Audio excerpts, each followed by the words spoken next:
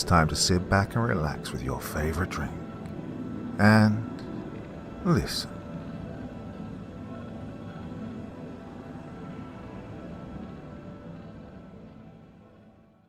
Snot by Nick Carlson. The moon hung heavy overhead through a striated bank of clouds, and even though it was a weeknight, the Levine family was gathered on the front lawn, necks craning up and peering into the sky. The meteor shower was due to start any minute, at least according to Simon, who would inform them of it at the dinner table that evening. A round of smooth talking and extra chores had convinced Travis and Monica to let them all stay up to catch a glimpse of the show. But as the hour of 11 dragged on, Travis was growing impatient. They all had work or school in the morning, and even Simon, despite his excitement, was beginning to show signs of fatigue. "Was that a yawn, Simon?" Monica asked, seeing a hand approach his mouth. "No," he chirped, snapping his arms to his side. He stiffened for a moment in a feeble attempt to hide a yawn. "Awake." "We're not staying out here much longer, Simon," said Travis. "Besides, it's only going to get cloudier as the night goes on. We might not even see anything tonight." "It'll happen. It has to," Simon asserted. "Too bad you've got bedtime," said Morgan out of the side of her mouth.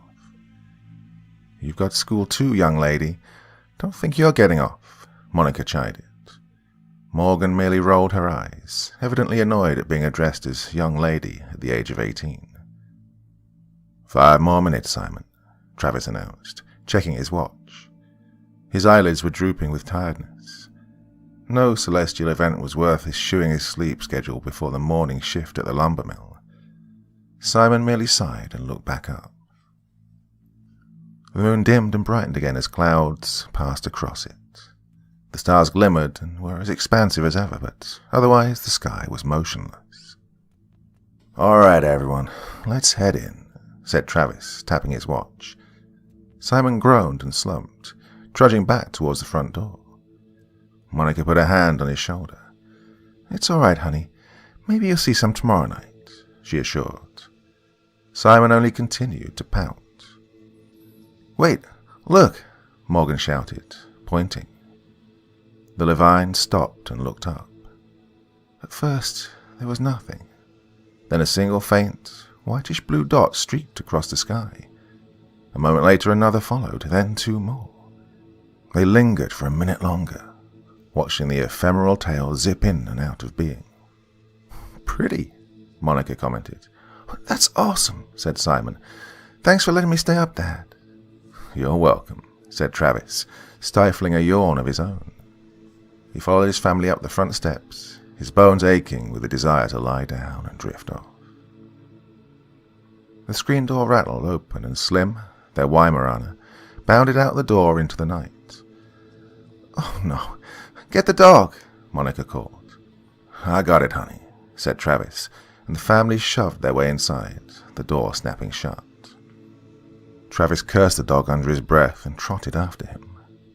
Slim's glossy grey coat gleamed in the moonlight, but he was a mindless animal once he got outside. He'd run and run, only to come home when he felt like it. "Slim, get back here, Slim!" Travis attempted to round him off, but the dog sidestepped with the grace of a deer and galloped across the front lawn, down the slope toward the main road. "No, Slim, you dumb dog." The cool air pumped energy back into Travis's muscles as he ran, and he subconsciously regretted that he might not get any sleep at all tonight. The blue darkness suddenly burned orange, and a caustic sizzling erupted in the sky above. Both Slim and Travis slid to a stop as a veritable fireball of the luminosity of a streetlight plummeted through the atmosphere. Slim's tail tucked between his legs, and he emitted a whining howl, the meteor reflecting in his eyes. It split into 3 parts as it rocketed above the tree line and dissipated entirely. Only a thick plume of star smoke remained, slicing through the clouds like a jet stream. Travis, snapping out of his trance, drew up to Slim and grabbed him by the collar, herding him back to the house. "Come on inside, dumb dog," Travis growled. Slim didn't pull away, but he took tentative steps, lagging behind his master, still frightened. "It's all right, Slim," said Travis, his voice softening. "Come on now." After what felt like way too long, Travis finally opened the door and the dog practically scampered inside, retreating to the living room to hide. Travis glanced up at the smoke trail, which was beginning to break up in the wind. "That really was pretty," he muttered, lumbering upstairs to bed. It was cloudy the next morning, and even with his usual cup of coffee, Travis thought he hadn't blinked all the sleep out of his eyes as he peered out the window. It was dismal and grey outside, courtesy of the overcast weather, and a knot pressed above his eye from the low barometric pressure. He took a sip from his mug, lamenting that mornings like this couldn't be spent back in bed. Wiping mist off the glass, he looked down at the front lawn. Regardless of the weather, a flock of a dozen little brown birds would typically show up in the early mornings, pecking at seeds and bugs tangled in the grass. Travis set his coffee down and rubbed his eyes, focusing harder on the lawn. Well, there were things on his lawn for sure, but there were hundreds of them. Silvery, motionless orbs that resembled mushrooms, except shiny and bright, more liquid than solid. He stared at them, more awakened than coffee could have done. Dew, or something, he assumed. It doesn't look like any dew I've ever seen, though. Travis checked the clock and realized with a start he had to get moving. He made for the linen closet and took his work clothes off their hangers, slipping into them. Ready to go, he stepped outside into the chilly morning, but not without stopping and examining one of the strange blobs up close. They seemed as though someone or something had simply dolloped them onto the grass with an ice cream scooper. He poked one with the tip of his boot, and it stuck to the toe like melted wax. Grimacing, Travis wiped it off on the grass and turned to be on his way, only to step directly on another one, which flattened and spread over his soul. "Oh, for shit's sake," he spat, stepping over them on his way to the road, the way one steps over goose crap at the park. Drawing to the main road, he scraped it off the bottom of his shoe, catching a pungent, bleach-like odor. For once he was eager to get to the mill, assuming that one of his co-workers might know what exactly had decided to infest his lawn overnight. Upon arriving home that afternoon, Travis saw that the globs hadn't yet dissipated from his lawn. Definitely not dew, he concluded. His family was standing around the dinner table as he entered the kitchen. "Travis, what on earth is that stuff on the lawn?" said Monica. "Looks like someone squirted shampoo everywhere," said Simon. "Smells like one of those awful trees that blooms in the spring," said Morgan. "I have no idea," Travis replied, sitting down at the table. He looked up at them, still standing and staring at him. He gestured for them to join him. "I asked around at work, though," he said over the sound of creaking chairs. "Didn't get a solid answer. Some said it was dead frogs. Others said it was slime mold. Johnson said it was aliens. Of course, Johnson thinks everything is aliens." "But I've never even heard of anything like that before," said Monica, passing around a plate of cornbread. "Well, yeah, and it came after the meteor shower," Simon added. "Oh, I did mention that," said Travis, grabbing a piece and dishing himself some beef stew. Another guy at work then chimed in and suggested it was something called star jelly, whatever that is. "Star jelly?" Monica parroted. "Oh, that's a cool name," said Simon. "Though, well, it was less like jelly and more like snot. Star snot. Oh, the shooting stars sneezed all over our lawn and showered us with their star snot." "Ew," Morgan grumbled, stirring her stew. "Well, hopefully it'll be gone by tomorrow morning," said Travis, starting on his dinner. "It's scaring all those little birds away. Well, they don't like that much either. Guess that's one thing we have in common." "Congrats, Dad. You're on the same wavelength as birds," said Morgan, and the family broke out in laughter. Well, it didn't go away overnight. Perturbed, Travis stepped outside earlier than normal to survey the extent of the spread. To his surprise, he noticed a substance clinging to tree branches and roots, and he nearly gasped when he saw more glutinous orbs adhered to the side of his house. Whether he'd overlooked them or they'd multiplied overnight, he didn't know. Regardless, the star snot had transcended from a curiosity to a concern, and the thought of it stuck to his brain as he powered through another day of work. He was sloppy and uncoordinated at the mill, wondering if he would find his lawn yellowed and dying from exposure to the substance. Then there was the uncertainty of it all, worrying about if there was even anything to worry about. "Oh, I just wish I knew," he rued, clocking out for the day after a reprimand from his supervisor.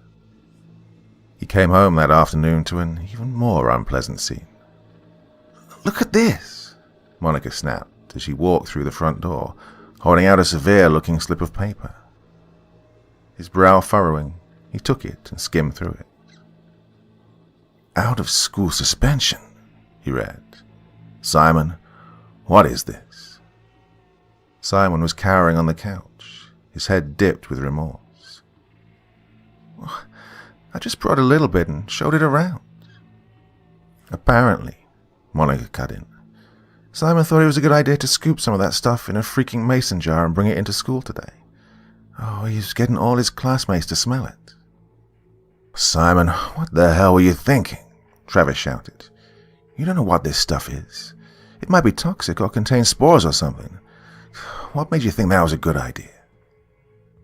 Simon opened his mouth to respond, but Monica drowned him out.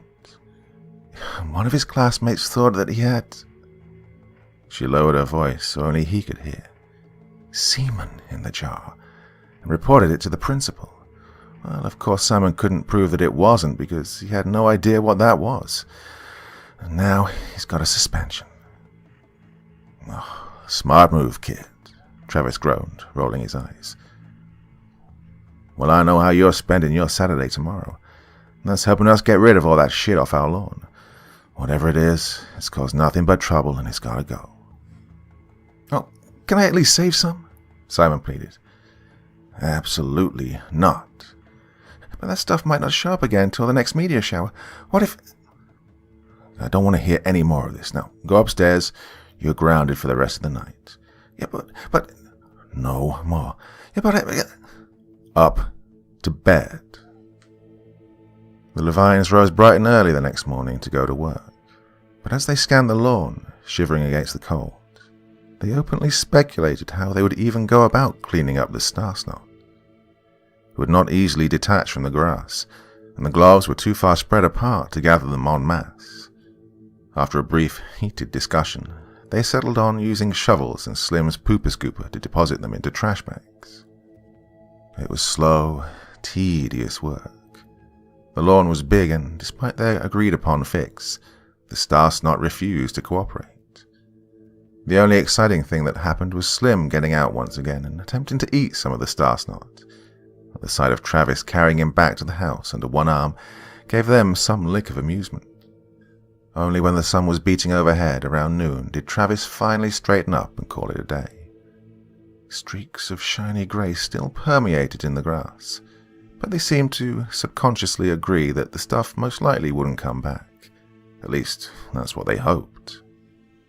Monica had gone inside early to prepare brunch, and as Travis, Morgan, and Simon finally shuffled in, the smell of homemade quiche clashed unpalatably with that of soil and sweat. They managed to scarf down a slice each before being sent upstairs to shower. Simon was directed straight to his room afterward. "You think you're being too harsh with him?" Monica asked up in their bedroom as she slipped her husband's sweaty shirt off, handing him a wet rag. "No," Travis grunted, wiping down his shoulders and forehead. "We have no idea what that stuff even is. I'm just glad it's not coming back, as far as I know." "Well, you feel fine, don't you? What if it really is just some kind of weird fungus or whatever your co-worker said it was?" Travis shrugged, brushing moisture out of his eyes. "I guess we'll find out. Besides, it's not so much what Simon brought in, as it is him not thinking about what he was doing. Kid needs to learn." Monica pursed her lips, but didn't say any more. Unclothed, Travis stepped into the shower, shuddering from the cool water running down his back. something more than water crawled off his arm, and he opened his eyes to see a nugget of star snot splat onto the shower floor and slide toward the drain. He got a whiff of that acrid, suggestive smell again. Away with you, he thought, closing his eyes again. For good. Sunday morning, Travis looked out onto his lawn again, pleased to see that no more star snot had bloomed overnight. The sight of untouched green had never before filled him with such relief. And as he watched a handful of little brown birds descended from above to land on the grass, he smiled, sipping his coffee again. "Come on, we don't want to be late," Monica called out, arriving downstairs in her Sunday finest. "All right, Mom. Yeesh," Morgan sleepily called back. "I swear that girl hit 18 and became the living dead," she muttered, joining her husband by the window. "Oh, look, the birds are back." "Song sparrows," said Travis. "You can tell by the barring on their chests." A brief pause followed this proclamation. "How did you know that? Do we have a bird book or something?" Monica asked, bemused. Travis felt at a loss for words. I don't know, actually." His wife stared at him, a slight smile on her face. "Maybe you knew all along and it just came back to you." Simon came down from the stairs at that moment, also dressed in his Sunday finest, a miracle by his standards. His brown suit jacket was clean and pressed, and his red tie had been knotted perfectly. "Oh, Simon, you look great," said Monica, eyeing him up and down. "Thanks, Mum," he said in a tone that was low, yet awake. "Have to look my best for Mass. I heard at school that missing church is like missing a wedding." His mother's smile dipped a little. "Simon, what's wrong with your eyebrows?" "Nothing," he said a little too quickly, pretending to busy himself with his cuffs. "Oh, let me see," she fussed, bending down and swiveling him towards her. "Simon, were you plucking the hairs out of your eyebrows?" Travis turned and saw that his son's eyebrows were patchy and asymmetrical, stripes of mismatched pale skin poking between the remaining hairs. "Simon," Monica continued, "why did you do this to yourself?" "I don't know," he said with a half shrug. "Well, stop doing it," she urged, brushing Simon's brow. "Hopefully they'll grow back by the time you get back to school. You don't want to look like you have mange." "Please, don't touch them," he said, recoiling from her. He turned and retreated out of sight to the living room. His parents stared after him. "What was that all about?" Monica finally said. "Probably trying to butter us up by dressing nice," said Travis. "The kids plug their eyebrows to get attention. Don't let up on him." "I still think we were too harsh," she asserted. "We can't let up," he repeated sharply. "Just follow through with it. This weirdness will go away once his punishment's over with." Morgan came downstairs next. Her church get-up the same one from the week before. "Really, Morgan? You don't have any other outfits?" said Monica. Morgan said something that came out as a yawn and a few monosyllabic grunts. Monica sighed. "Well, go feed the dog and let's go." Morgan peered into the kitchen where Slim's food bowl was. "It's still full from yesterday," she reported. "Huh? Slim?" Monica called. "Come here, boy." The dog didn't respond. "He'll eat when he gets hungry," she said. "Come on, Simon, we have to go." Simon emerged silently from the living room and joined the rest of his family. As he passed by, Travis noticed a spot of whiteness on his scalp. He gritted his teeth and led them out the door. Whatever Simon's scheme was, he had to learn it wouldn't work a second time.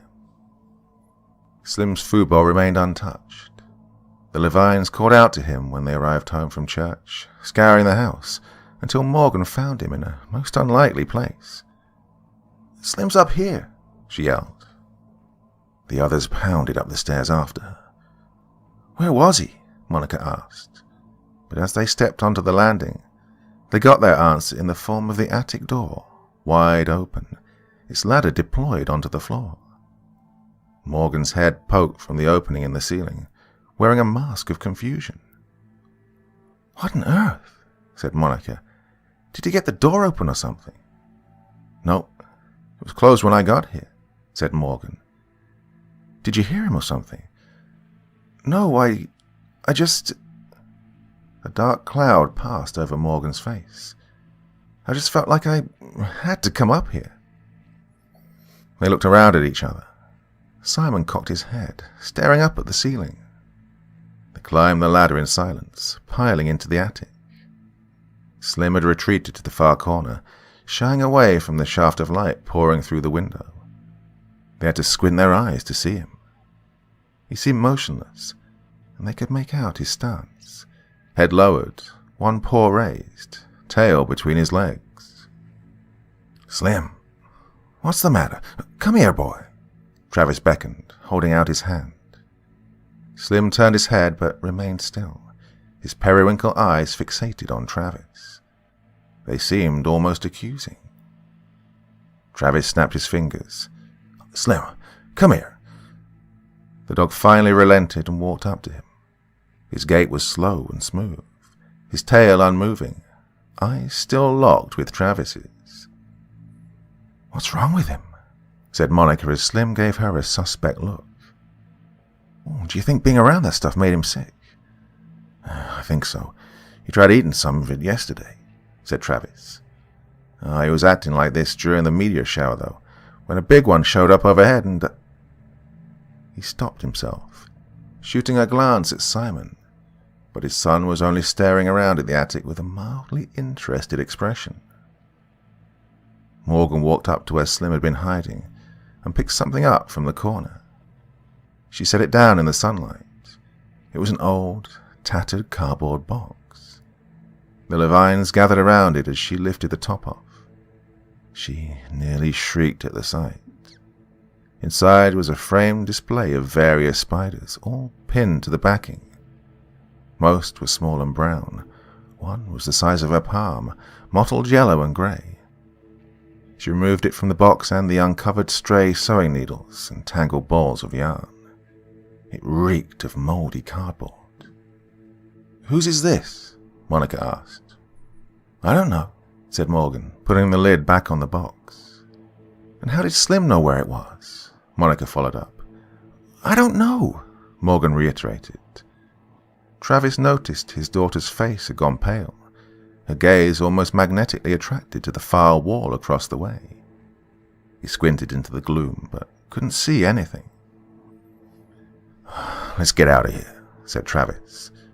A whistling, fluttering sound suddenly shot past the window, and they all jumped. "What was that?" Morgan yelled. "Calm down. It was a mourning dove. Their wings make that whistling noise when they fly," Travis immediately responded. Monica looked at him again. His second spontaneous bird fact had evidently troubled her. He looked back at her, his heart sinking. Some ominous understanding seemed to wordlessly unite them in that moment. "Please, let's just get out of here," she said, and the Levines made for the ladder again. "Where's Slim?" Slim, as it turned out, had left the attic himself and found another dark corner to occupy. The rest of their Sunday passed without incident. Monday morning, as Travis left for work and Morgan went off to school, Monica wandered the house listlessly, with only Slim and a grounded Simon for company. She tried busying herself with housework, but the bizarre happenings in the attic and Slim's strange behavior kept tugging at the back of her mind. Perhaps it was right for Simon to have been suspended for bringing the star snot into school. More and more she believed exposure to it was incurring untoward side effects on them all. But why were they so weird? And what more could come of them? And it didn't help that Slim had stayed put in his living room corner, giving her the same dead stare. She deliberately avoided the room, making up excuses to stay in the kitchen or retreat upstairs. But upstairs was where Simon was, spending the duration of his punishment, and she felt compelled to peek her head in and check up on him. She would find him deep in prayer, facing away from the door, resting his head on his forearms with his hands folded above him. Any good Christian mother would not be bothered by his habits, but that gave her no indication as to how he was handling himself. If he were to turn around, would she see a completely bald face with sore red gashes across his brow? Oh, enough of this, she thought. She went back downstairs to confront Slim to try and figure out what was up with him. He stood his ground, peering up at her balefully. "Slim, what's wrong, dog?" She held out her hand, expecting a lick or a sniff. The dog did nothing. She extended her arm further. Slim pushed himself deeper into the wall, and his gaze snapped to a point above her shoulder in one split-second motion. Monica drew back herself. His movements were nothing dog-like, the way he seemed to scuttle. Slim's lips quivered, and ribbons of saliva dripped freely from his muzzle. Monica gave a noise of disgust and retracted from him. His face took on an almost perverted triumph as he dribbled a film of spittle around him and curled tighter in the corner, a low rumble coursing up from his throat. Horrified, alone, she felt no choice but to flee back upstairs to Simon, hoping that there was still some semblance of normalcy about him. "Simon!" she cried, throwing his door open. The boy was standing in the middle of his room, brushing minute hairs off his fingertips. When he looked up, only a few scraggly remnants held on above his eyes. "I'm sorry, Mom," he croaked. "I feel dirty." "Then stop doing this to yourself, for God's sake," Monica pleaded, barging in and ripping his arms away from his face. Simon shook his head. "No, I feel dirty with them on." She gaped at him, then wrapped him in a hug. He stiffened in her embrace. "Please, don't touch me," he said, flatly. Monica let go, but continued to stare tearfully into his face. "You're not doing this because you're upset with us, are you?" She went to grab him again, but stopped herself halfway. "Please, tell me, are you upset with us? Oh, I love you." Simon cocked his head in that quiet, subdued manner. "If it makes you happy, I'll stop." Monica offered a smile that seemed to rip a fissure across her cheeks. As she left his room, he returned to his prayerful vigil. Drowning in ominous chills, she checked the clock in the hallway. It was barely past noon. Travis's performance at work had continued to decline, due this time to a gnawing cramp that had flared in his stomach. Each twinge of pain coincided with the arrival of more small brown birds that flew among the rafters above, birds that he recognized as house sparrows. Pretty little things. Too bad they displace our native tree swallows. His supervisor had threatened him with probation if he slipped up once more.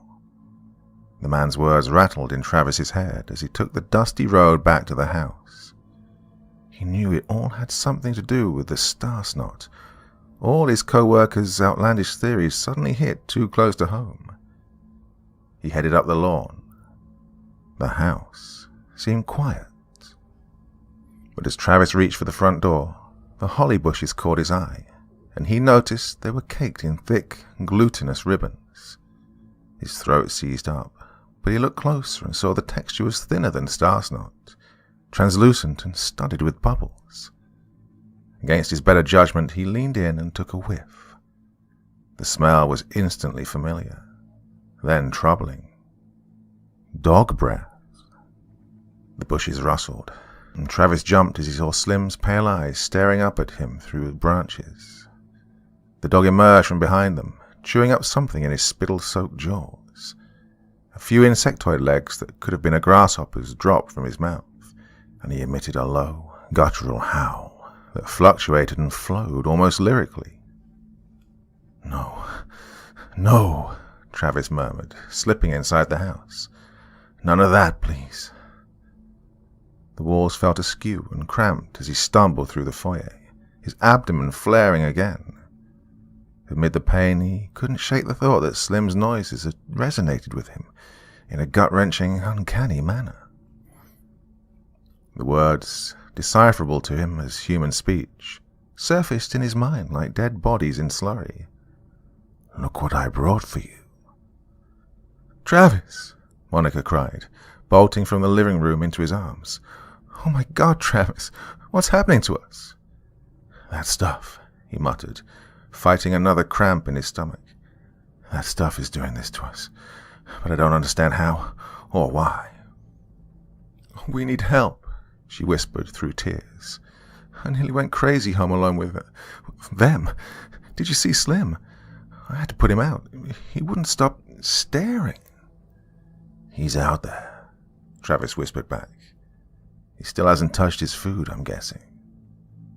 Monica shook her head, smearing tears across his shirt. Travis pursed his lips grimly. "That dog is fucked up. How's Simon? What's he been doing?" She only shook her head further, her anguished voice muffled against his chest. "And Morgan?" he pushed. Monica finally looked up at him. "She's in the attic, reading a book." She spoke as if it were some horrible crime. Travis's brow creased, and Monica shoved him in frustration. "She hates reading. She never picked up a book in her life. Just sitting in the corner reading like she's someone else." Travis sighed. "Tomorrow I'll call Dr. Klein. If this really is some kind of chemical exposure or madness or something like that, he'll find out." Monica grabbed his wrist and held it up to her, kissing his hand. "I'm so sorry. I wasn't there on Saturday. I wasn't out as long as the rest of you. I only wish I could share your sufferings." "Oh, no, you don't," said Travis. "Don't you dare think like that. You're the only one with any hope of staying sane through this. You have to be strong, honey. For us." She squeezed his wrist tighter. I will, for us." "Very good. Now, I love you." He kissed her, then made a casual stroll past her for the bathroom. Closing the door, he violently hunched over the toilet and vomited, releasing all his pent-up nausea. "None of us are strong enough," he thought between bouts. "We're in God's hands now." That night, Travis dreamt he was being chased down a dark hallway. Their own hallway. A bald, towering man brandishing a fillet knife loomed behind him like a brick wall, blocking out any chance of doubling back. "Gotta get it out of you," the man breathed. "Gotta get it out of you." Travis threw his bedroom door open, and dream logic sucked him into his own bed, where nightmare bindings held him down, and his pursuer arrived at his side, the knife poised almost lovingly over his stomach. He awoke with a jolt, clutching his midriff, pain contorting his guts. He feared the knife had crossed from his dream into reality. He grabbed at the skin around his stomach, and nearly groaned with relief when he found no blood or wounds. His mouth still tasted sour from bile. It was still intact, only burdened with his mysterious sickness. But he quickly realized there was blood, and new pain, little pricks pulsing in his nipples. He directed his gaze to his chest and saw twin trickles of red staining through his undershirt. Even as he watched, he felt that uncomfortable hot-cold sensation of blood running down his skin. His stomach gave another twinge. "Jesus H. God," he thought. "It's almost like I'm—" He leaned over to shake his wife awake and nearly screamed. Standing over her was Simon, his white face completely devoid of eyebrows and eyelashes.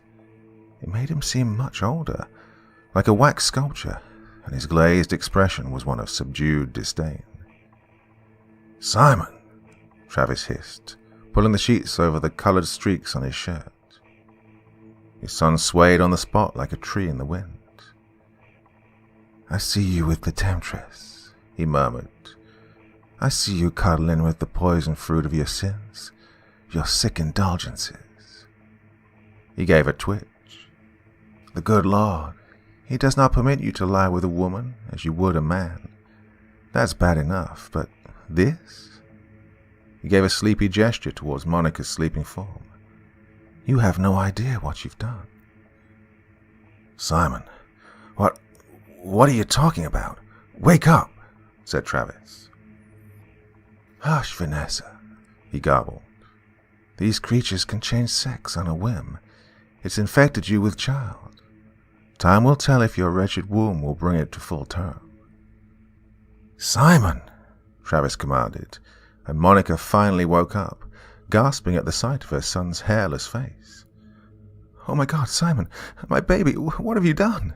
She demanded. Simon twitched again, and his eyes seemed to blaze with color.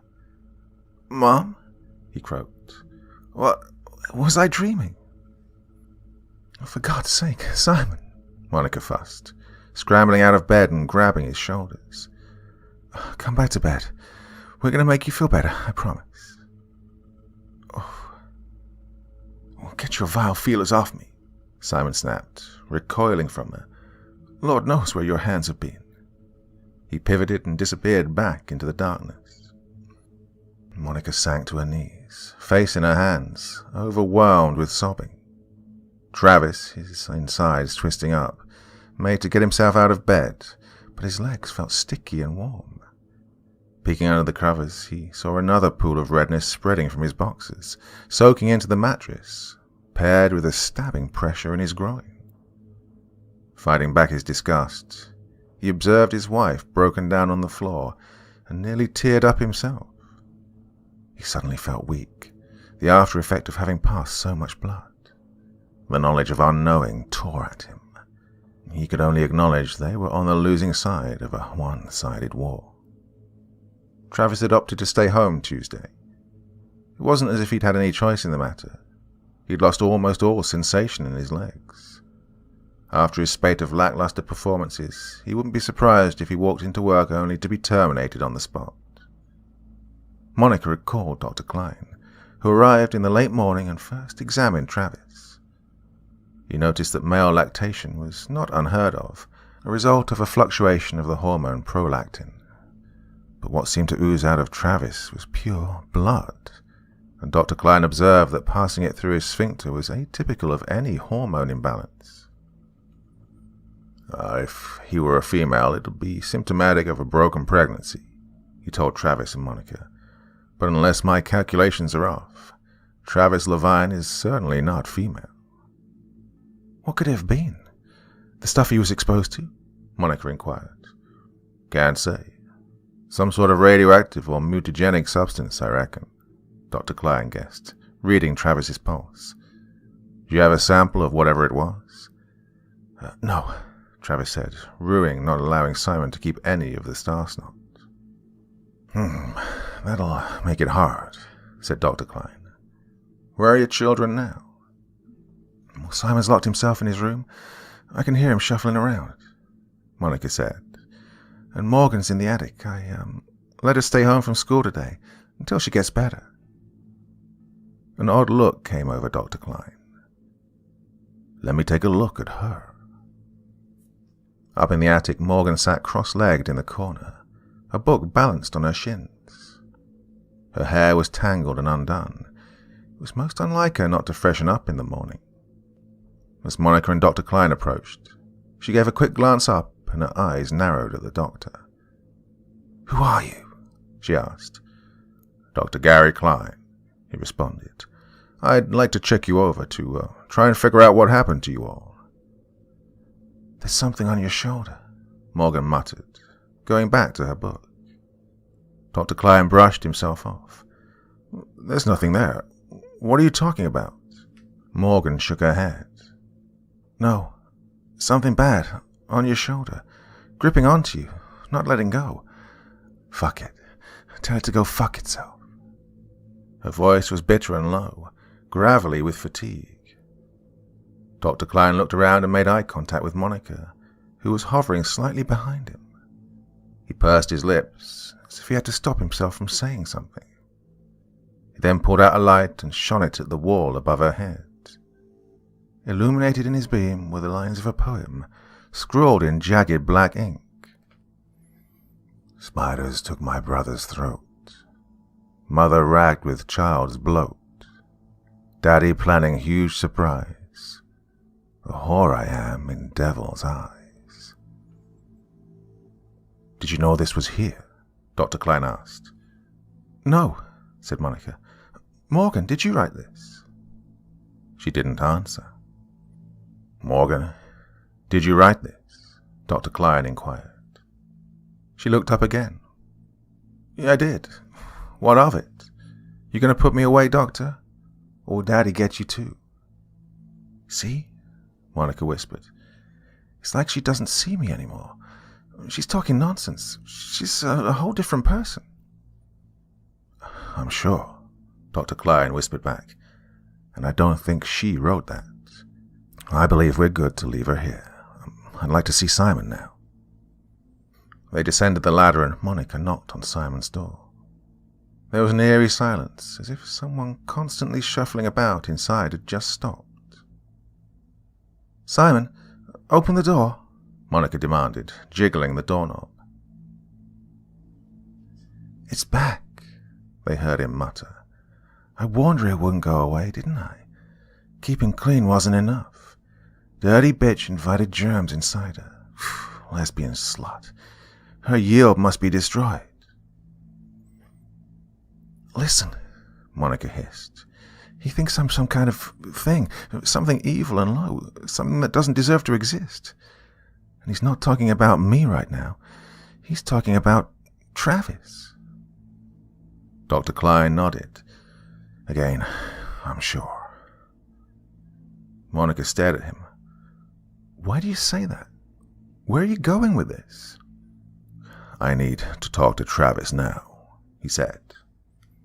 They re-entered their bedroom, where Travis was still lying down, applying fresh paper towels to his bleeding chest. Mr. Levine, the doctor asked, did Simon ever mention anything specific to you, like a name? Travis grimaced against another upheaval in his stomach. He called me Vanessa. And you don't know a Vanessa? You don't know where he could have picked up the name Vanessa? No. Dr. Klein sighed. He pushed his briefcase aside with his foot, squeezing the bridge of his nose. What? Monica demanded. What is it? What do you know?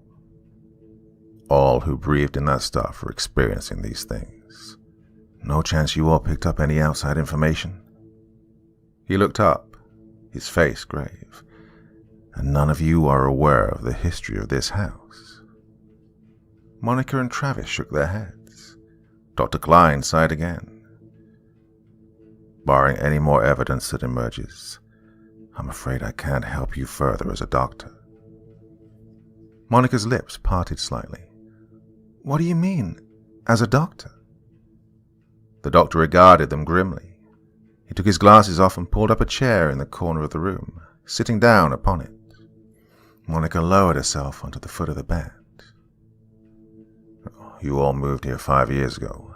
Makes sense you wouldn't know, he explained. The family that owned this house before you were the Glicks. Husband, wife, 2 kids named Severin and Isabel. I knew Isabel the best. I treated her for depression and the occasional self-inflicted wounds. She was normally reserved, quiet and shy, except when it came to her family. She would tell me everything. Her family, they terrified her. Severin was a nightmare. That boy was only 6, yet he already had serious issues. He started collecting spiders. They fascinated him. Well, I can imagine why. Their patience, their designs, their killer edge. I got to the point where he started acting like them. Took up weaving, ate bugs, as a coping mechanism. How do you know all this? Monica asked, her hand over her mouth. I'm getting there, said the doctor. It was a coping mechanism, demented as it was, against his father, Randall Glick. He was the true horror, a religious fanatic who openly likened sin to dirt and impurities, so much so that he shaved his head and the rest of his face. Everyone called him the Skeleton Man, germophobic obsessive-compulsive disorder by my reckoning. Had a bad enough reputation with the other folks in town, so you can only imagine what it was like living with him. The abuse was bad enough. Isabel practically lived in the attic, busying herself reading and writing, just to get away from it all, from him. Severin would do his thing at home, his spider act. Even at that young age, he couldn't function in a school environment. They were overseen by their strained mother, Vanessa. A tremendous silence descended upon the Levines. The pieces of the puzzle were coming together, but the picture being formed was ugly and shocking. When Vanessa got pregnant with her third child, said Dr. Klein, Randall was incensed. He wasn't convinced it was his. He accused her of being unfaithful first, but as his mania exasperated, it morphed into her making sexual congress with an impure spirit. He thought she was bearing a creature with a single-minded purpose of his own destruction. Oh, the devil works in mysterious ways, he would say. Things went quiet for a few months. Then they picked up again one November night. Oh, they picked up all right. This whole front lawn was swarming with police cars. Oh, night became day from all the blaring lights. Officers went in. They all came out white as ghosts. They very well might have died from what they found. Oh, from the coroner's reports, Vanessa died first, eviscerated, the child in her womb crushed with bare hands. The two children fled to the attic, pursued by their father, where Isabella, Dr. Klein paused, taking a deep, calming breath. She decided she'd rather take her own life than give it to her father. Severin was found bruised and beaten, stuck and tangled in pins and yarn. No one could figure out if it was Randall or the kid himself who did him in. And Randall fell on his own knife. That, the coroner said, was definitely intentional. Monica was crying again, her face in her hands. Travis remained frozen, eyes wide and utterly speechless. The doctor stood up, not looking any of them in the face. In short, folks, I saw the Glicks again today. In Morgan, Travis, Simon. And from what you told me about the way your dog's been acting, in him too. So, Monica offered, you're suggesting that stuff on the lawn was? Oh, whatever you want to call it, Dr. Klein finished. Soul, ether. I don't think there's a good enough name for it, frankly, but something about that meteor shower made it condense, for lack of a better term. And now the Glicks are coming back. Severin and Slim. Poor Isabella and Morgan. Vanessa and Travis. Well, I can't imagine a pregnant woman's physiology would mesh with a grown man's. Oh, that reminds me, another thing, too. Vanessa loved birds. She could name anything that flew through her yard. Monica's hand covered her heart. Which means Randall Glick is re-emerging in Simon, said Dr. Klein. And I fear now that they're back, this house's history is doomed to repeat itself. Monica sprang up. Oh, Simon, we have to get him now. She sprinted for the hallway, but halted almost immediately. At the far end, Simon's door was wide open. Oh no, she whispered. He'll come for Travis first, said Dr. Klein. I'll stay here with him. You go find Morgan. Get her out of here. Monica nodded, wiping her eyes, and bolted out of sight. Travis, still immobile, winced with pain as more blood leaked from his nipples, and his stomach twisted into knots. Dr. Klein stood guard in the doorway. They heard the sounds of the attic ladder descending, of feet on rickety steps. Will he have the strength of a grown man? Travis winced, barely conscious from the agony. I can't say, was all that Dr. Klein replied. I hope not, Travis breathed, his eyelids flitting. Help. Stay with me, Mr. Levine, Dr. Klein urged, risking a few steps forward. Stay with me. A jarring clatter sounded off outside. Travis spasmed from shock. Dr. Klein snapped over to the window. There was a scraping, clawing, pounding. Something was trying to climb the outside wall. It ascended, approaching the window pane. Slim's face appeared through the second-story window. His eyes were buggy, and cobwebs of saliva ran down his jaws. Tufts of fur were missing from his face, revealing the scabby, wrinkly skin beneath. He pressed his snout into the glass, staring intently at Travis. He howled 3 vocal bursts, garbled and strained with the effort to speak in human tongue. "Run, Mom, run!" "Severin," Travis commanded. "Sev, Slim, get out of here."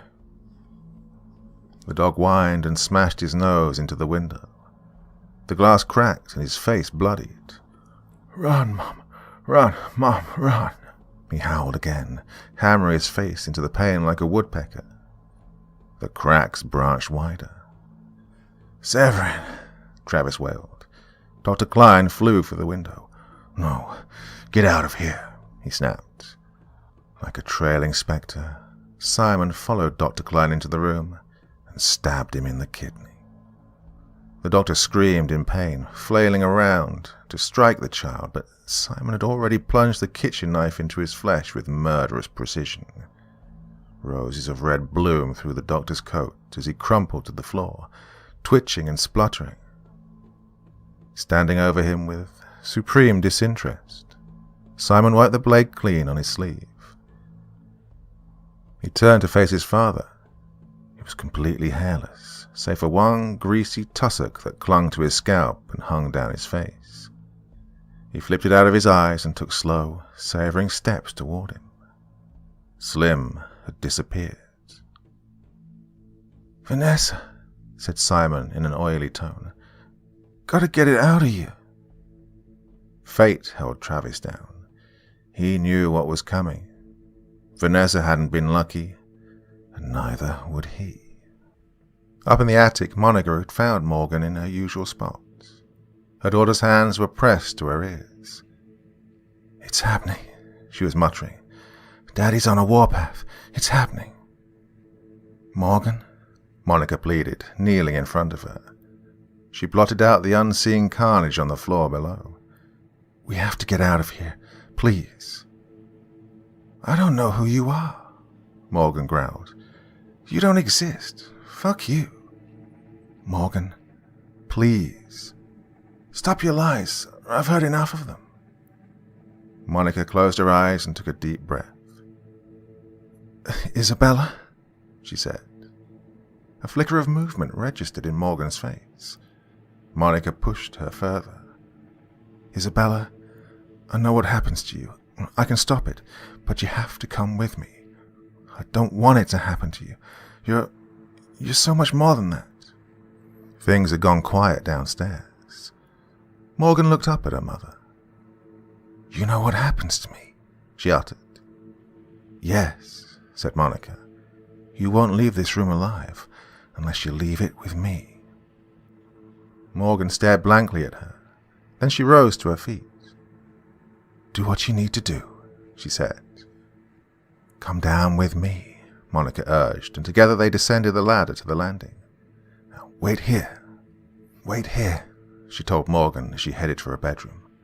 "Travis, I got her. Let's—" Her husband was sprawled on the crimson-soaked mattress, opened up like a fillet, and Simon was digging through his ruptured abdomen, elbow deep in viscera.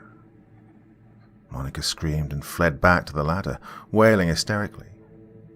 The sound of a child's footfall welled up, and Simon emerged in the hallway, a line of blood across his face. "It wasn't there," he roared. "Cursed spirit, what have you done with your yield?"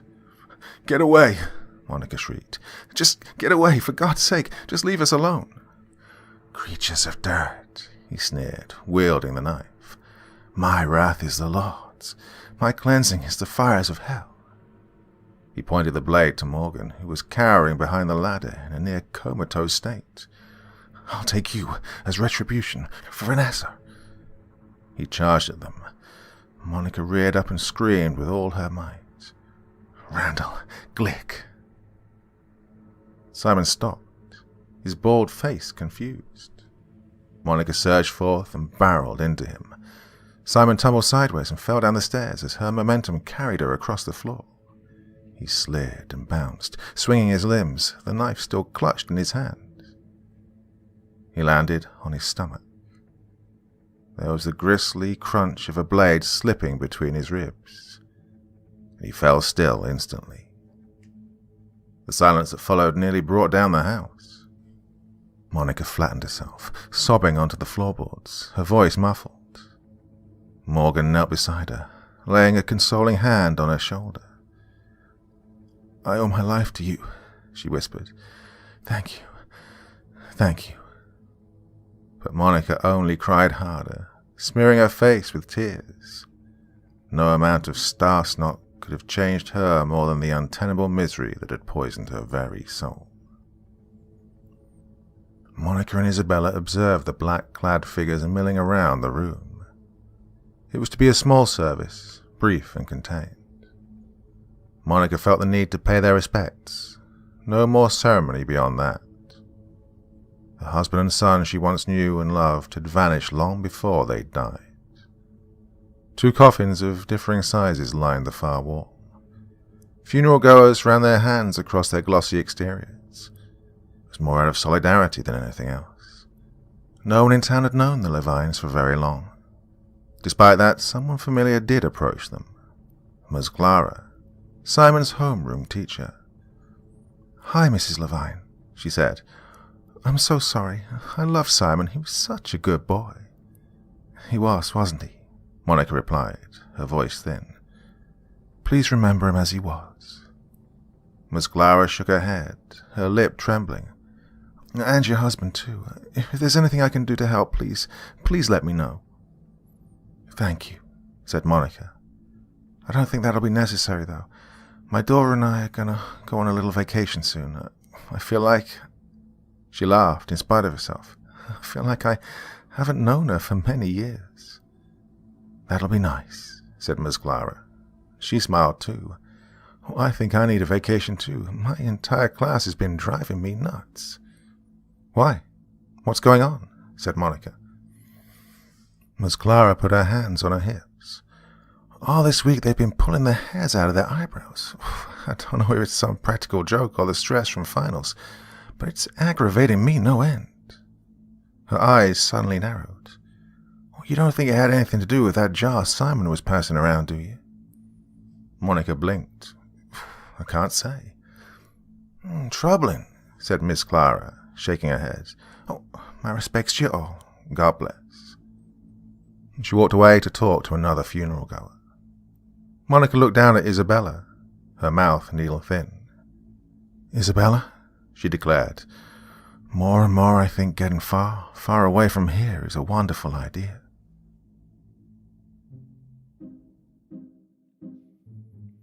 So, my dear friends, I hope you enjoyed the backdrop to that video tonight. Now, I do have a Patreon. I don't make a big deal of it. It's just, one of those things. And if you'd like to throw me $1 or $2, it'd be very much appreciated, but it's not the backbone of what I do.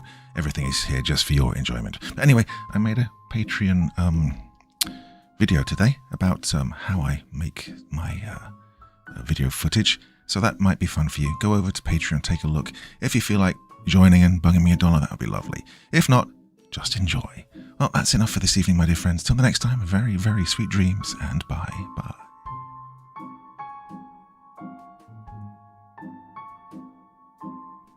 Thank you so much for taking the time to listen to this story today. It really means a lot to me and to the author of the story, of course. Well, if you want to know more about me, I'm pretty much everywhere on social media. You can find me on Facebook, Twitter, Instagram. You can download my music on SoundCloud. I've got a Patreon if you feel like. Throw me $1 or $2. Very much appreciated. And of course, on Reddit, I have a place where you can leave stories if you want me to read one that you've written. Well, hoping to see you all again very soon. Till then, sweet dreams. Bye-bye.